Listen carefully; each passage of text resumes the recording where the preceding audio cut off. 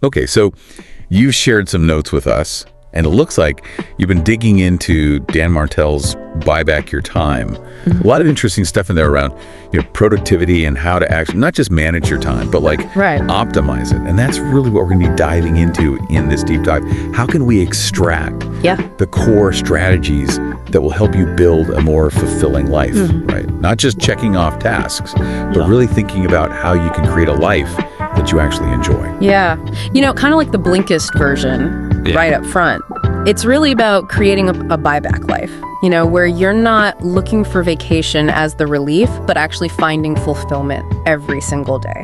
And it's all about how you're allocating your time. Yeah, and I think one of the key takeaways that I've gotten so far is that this is really about reclaiming your most valuable asset, which is your time, right? So you can dedicate it to the things that genuinely drive you, both professionally and personally.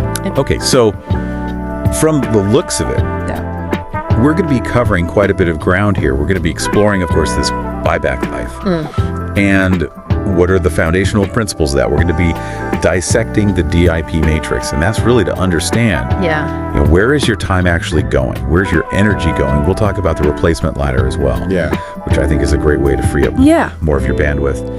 And even, that point where growth can feel a little overwhelming, right? You hit what Martell calls the pain line. And then we'll get into some of the more, I guess, tactical or practical elements of this, like how to create playbooks, how to design your perfect week, how to even approach hiring in a smarter way. And then we'll talk about some big picture, long-term planning stuff. Sound good? It sounds great. And, one of the things that I think connects everything is that it's really about getting away from this, get shut done mentality. It's really GSD, right? Yeah. So it's about really consciously investing your resources to buy back time, so that you can spend your time in a way that's more, yields higher returns. Yeah. And it's not just higher returns financially. It's also, like you said, higher returns for your satisfaction or your well-being. So level 2 is really when that happens, right? Yeah. You go from just spending time to investing time. That's a huge shift. It is a huge shift. Okay, so let's dive right into it. So this idea of a buyback life, Martell talks about the ultimate goal of this being a life I don't need a vacation from. Yeah. Like, that's a pretty powerful statement, right? Yeah. So what are the core components of achieving that kind of integration between your work life and everything else? Well, it's not about escaping, right? I think it's really about, how do you architect the daily experience to something that you actually enjoy and you find meaningful. And I think the buyback life is about, and I think you even highlighted this in your notes, is using your talents, your passions, and making sure that you have time to actually do all the things that, are outside of work, right? Yeah. And it seems like having that balance is actually crucial to your sustainability, right? It is, yeah. Martell talks about these 7 pillars of life, and of course we don't have extensive detail on all of them, but it seems like, the underlying principle here is that these pillars are fundamental for long-term success and fulfillment, right? And neglecting them actually drains your energy across the board. 100%. It's like a network, right? Weakness in one will create strain on the others. Yeah. And I think that, even though we don't have the specifics on all 7, I think, at least for this deep dive, what's really important to recognize is that, to cultivate this well-rounded existence, to have something that actually fuels you, you can't avoid burnout unless you're actually taking care of all the parts of your life. That will allow you to have the energy and the focus across all the things that you do. Yeah. Not just business. It's a holistic perspective. It is. Yeah, if your personal life is out of whack, that's going to affect your professional life. Totally. Okay, so it seems like, this balanced buyback life is the target. Now, Martell breaks down this entrepreneurial journey in terms of how we relate to time and money. Yeah. With these 3 levels of traders. Yeah. So level 1, the employee, is really about trading time for money. Yeah. That's where most of us start. That's the fundamental exchange, right? You put in the hours, you get the compensation. But I think the real transformation begins at level 2, which is the entrepreneur. Yeah. So what's the defining characteristic that separates the level 2 trader? Well, what do you think it is? You have great notes here. Well, I think level 2 is when you start to actively trade money. Yes.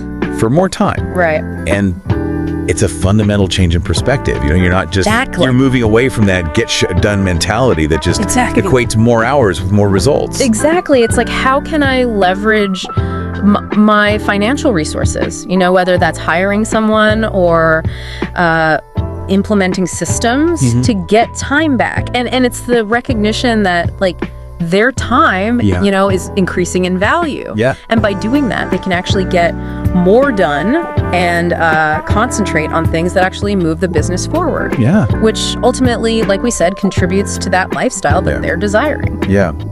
And I think there's a really interesting feeling that happens in this transition as well. Yeah, tell me about it. What is it? I think when you start to delegate, you know, all of those repetitive, time-consuming tasks, you start to feel a sense of freedom. You do, and that's what keeps you going, right? Yeah. It's like that liberation. It's like, okay, my time is finite, but now I can use, you know, my capital to actually get more leverage. Yeah. Right, leverage on my time. Yeah, so you're no longer tethered to every minute detail, right? Yeah. Like you have a team, you have systems, That's right. and it allows you to actually breathe a little bit. Totally. Okay, so let's talk about level 3 then, the empire builder. Oh, yeah. This sounds like the pinnacle of time independence. So what's the difference? What's the distinction here? Well, now you go from trading money for time to money for more money. Right? So think about Branson, think about Oprah, like their time. Yeah. You know, they're not even in the day-to-day operations of the business anymore. They're so big and they have really competent people. Yeah, they've effectively bought back all of their time. Yeah. Right. They have these teams, they have these multiple ventures. That's right. And it allows them to focus on, you know, not only the things that they want to do personally, but also on, you know, the bigger investments, those bigger strategic opportunities. Their mind is clear, their energy is high, and they can actually think, you know, at that level of scale and returns. It's really cool. And, you know, you even highlighted like rung 5 of the replacement ladder, right? Yeah. You know, a new era of production called flow. So that's really when you're consistently in flow because you've replaced so much that it's like you're only operating in your zone of genius now. Yeah. It's pretty cool. Flow, right. That state of intense focus. Yeah. Peak productivity. So it seems like at this level, they really are the, quote, sole authors of their entrepreneurial journeys, as you say in your notes. Yeah, you know, they've built the systems, they've built the team. Yeah. And now it's really just about the vision and the strategy. Yeah. As opposed to all that tactical execution. But you emphasize in your notes. Yeah. It's important to remember, you can't skip levels 1 and 2. You can't. It's an evolution. You can't go straight to 3. You have to understand the value of your time. Yep. You have to understand, how do I use my resources to get time back? Yeah. Before you can get to the level of, okay, now I just want to 10x my money. Okay. So that's a great overview of the levels. Yeah. Now let's dive into the actual frameworks, right? The DRP matrix. Yes. You know, this seems to be a fundamental tool. So can you walk us through, like, how does this work? Yeah. So the DRP matrix is basically a way to categorize all the things that you do based on how much money it makes you and how much energy it takes from you. So, you know, in a way, it's like a diagnostic tool to figure out, you know, where are you spending your time and does that actually align with, you know, your overall objectives, right? Okay, and within the DRP matrix, we have these different quadrants. So let's start by looking at the delegation quadrant. Okay. What type of tasks typically fall into this category? So, you know, if you're looking at the delegation quadrant, these are the ones that make you very little money and they drain your energy. Right. They're like the routine administrative tasks. Right? Okay. You know, think about all the administrative paperwork, the invoices, the billing, booking travel, like all of that stuff. Yeah, those are the never-ending to-do list. Exactly. So it seems like the primary goal here is to get these off your plate. Get it off your plate as quickly as possible. As quickly as possible, right. As quickly and as cost effectively, right? Yeah. Because these are usually the things that are easier to outsource, and they're usually less expensive as well. You know, it's funny because some millionaires are still doing this stuff. Oh, yeah. It's crazy, right? But it's those limiting beliefs, right? Right. Yeah. It's like, oh, I can't afford it, or nobody can do it as good as me. But the truth is, it's not a good use of your time. Okay, so let's talk about the replacement quadrant. Okay. These also drain your energy, but there's a big difference here. Yeah. What is it? Well, the big difference is they do contribute to your income. Okay. Right. So onboarding clients, direct sales, marketing, managing your team. Okay. But the challenge with the replacement quadrant is, even though you're generating revenue, it's still taking energy from you. Yeah. And it might not be your highest and best use. So you really have to transition out. You have to transition out of this quadrant. Yeah. So why is that so important? Well, because you want to be spending more time in the production quadrant. Yeah. Right. The things that give you energy and make you money. Right. And this one requires a little bit more thought. Right. You got to think about, okay, who can I hire to do this? Who can I train to do this? And it's usually a little bit more costly as well. Yeah. But that's where the replacement ladder comes in. Okay. Right. It gives you that framework to move out of it strategically. Yeah. Before we move on, I think it's important, just for context, to touch on the other two quadrants. Yeah. So the investment quadrant. Yeah. These are the activities that don't necessarily give you that immediate financial return. Yeah. But they actually give you more energy. Yeah. Right. So things like, networking, professional development. Yeah, hobbies, quality time with your family, loved ones. Yeah. So even though the ultimate goal is to operate mainly in the production quadrant. That's right. It seems like these deposits, into the investment quadrant to make deposit are crucial for a more balanced long-term approach. Absolutely. And then finally, you have the production quadrant. Yeah. That's where you want to spend the majority of your time. That's the ideal. Yeah. Right. This is the stuff that makes you the most money. And it also fuels your energy. Yeah. So these are like your core strengths. Yes, right. The things that you're actually good at and enjoy doing. That's it. And it seems like Martell talks about this buyback loop, right? Like assess, transfer, and fill. Yeah. Yeah. So you're constantly pushing yourself up and to the right towards that quadrant. Yeah. Okay, so that's the DRIP matrix. That's how you can start to pinpoint That's it. what to delegate, what to replace. That's it. Now, let's talk about the pain line. Oh, yes. It seems like this is, a pretty pivotal point. It is. For many entrepreneurs. It is, yeah. So what is it exactly? It's the point in your business where your model is just doesn't work anymore. You start to feel less free as your business grows, which is the opposite of what most people want. It's counterintuitive. Yeah, because you're like, oh, I'm growing. Things should be getting easier. Exactly. But they're not. Yeah, it's because you're probably still the bottleneck. Yeah. Right. And there's often a specific point where this happens. I think you mentioned in the notes. It tends to be around 12 direct reports. Yep. And just over $1 million in revenue. Yep. So what makes this stage so significant?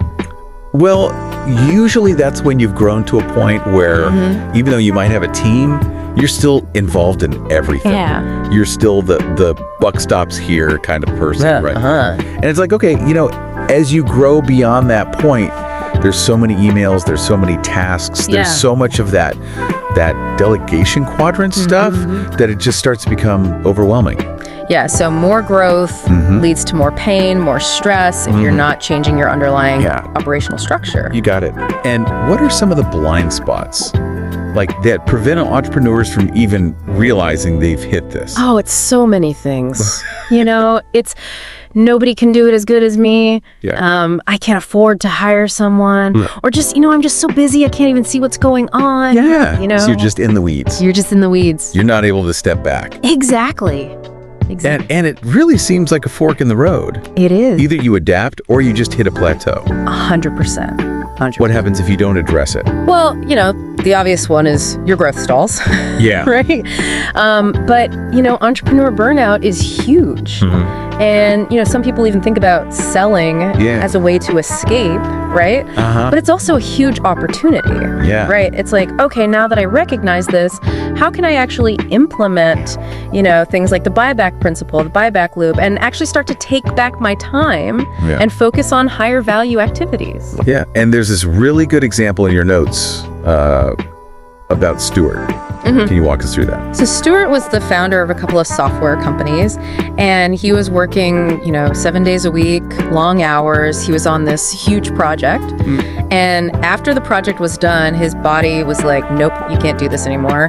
He had panic attacks, breathing difficulties. Wow. Like he was neglecting his health because he was doing all these things that were outside his production quadrant, right? Yeah. But he was introduced to the buyback principle, which gave him a way to, manage the company and his life in a more sustainable way. Yeah, it's a good reminder that this is not just about... It's not just business. It's about you. Yeah. Like it's about your life. Yeah. Okay, so we understand the challenge, right? We're overwhelmed with these low-value, energy-draining tasks. Yeah. What are some concrete strategies for actually starting to buy back time? Okay. It seems like the first critical hire is an administrative assistant. Yes. Why is this such a pivotal first step? Well, it's probably the fastest way to free up your time from all those tasks, right? In that delegation quadrant. Yeah. It's like they become your leverage point. Yeah. And, the two main things they're doing are managing your calendar and managing your email inbox. Okay, so you mentioned email GPS, and that's a way to manage the inbox. Yes. So how does that actually work? Well, think about it. It's like, setting up all these filters, all these protocols so that the EA can actually manage it on your behalf. Right. Great. So you got to think about, okay, what are the rules for different emails? Yeah. How should they be prioritized? Yeah. And then what are the responses, right? Like a lot of times you can just use templates, right? Pre-approved. Pre-approved, yeah. And so they can handle all of that stuff. Yeah. And then only escalate some really urgent and strategic stuff to you. So it allows you to minimize the interruptions. Exactly. And just focus on higher level work, knowing that your inbox is being taken care of. That's right. Yeah. Okay, so we have an assistant handling that initial wave of tasks. Yeah. What's next? How do we build greater predictability and scalability into our business?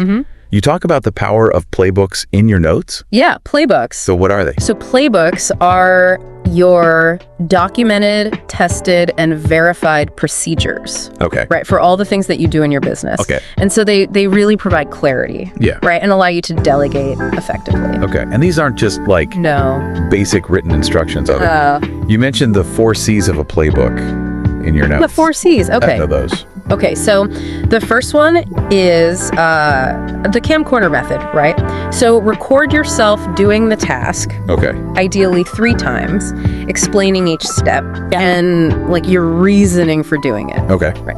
Second is the course. So that's like the high level steps written out. Okay. Right. Oh.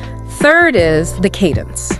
So that's how often, right? Is it daily, weekly, monthly? Okay. And then last but not least, the checklist, which are like all the non-negotiables, right? All the must-haves to get it done. So it's a really comprehensive way to capture how things are actually supposed to be done. Yeah. And I think you said in your notes, you actually delegate the creation of these playbooks using the camcorder method. So how does that actually work? Well, instead of spending all this time writing, you're just recording yourself. Okay. Right? Like you're doing the task and you're explaining it. Yeah. And then you give that recording to, your assistant, to a team member, and they do the work of creating the actual playbook. So they watch the recording, they document it. That's right. They put together the checklist, the cadence. You got it. All that stuff. You got it. And then you review it. You review it, make sure it's all good, make sure they got all the steps. That's a great way to leverage your time. It is. While still getting this really important thing done. Yeah. Okay, so let's talk about optimizing your personal time and energy now. Okay. This idea of the perfect week. Yeah. What's the thinking behind designing a perfect week? Well, I think the perfect week is about proactively structuring your week to maximize your energy and your focus. Okay. Right. Okay. So you want to allocate time for different activities intentionally. And it's not about just filling every minute of the day, is it? No, it's not about being busy. Okay. Right, like you mentioned, it's about eliminating buffer time. Yeah. So you're actually scheduling back to back to keep the momentum going. But then you also want to make sure it's aligned to when you have energy for certain tasks, right? Like, when are you most creative? For me, it's the morning. When am I best for meetings? It's the afternoon. Right? So structuring your week that way.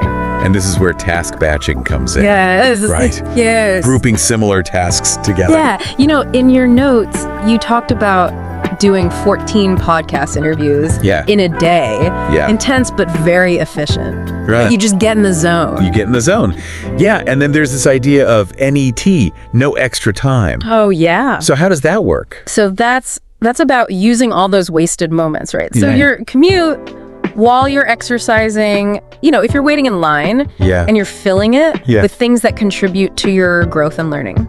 Right? Like listening to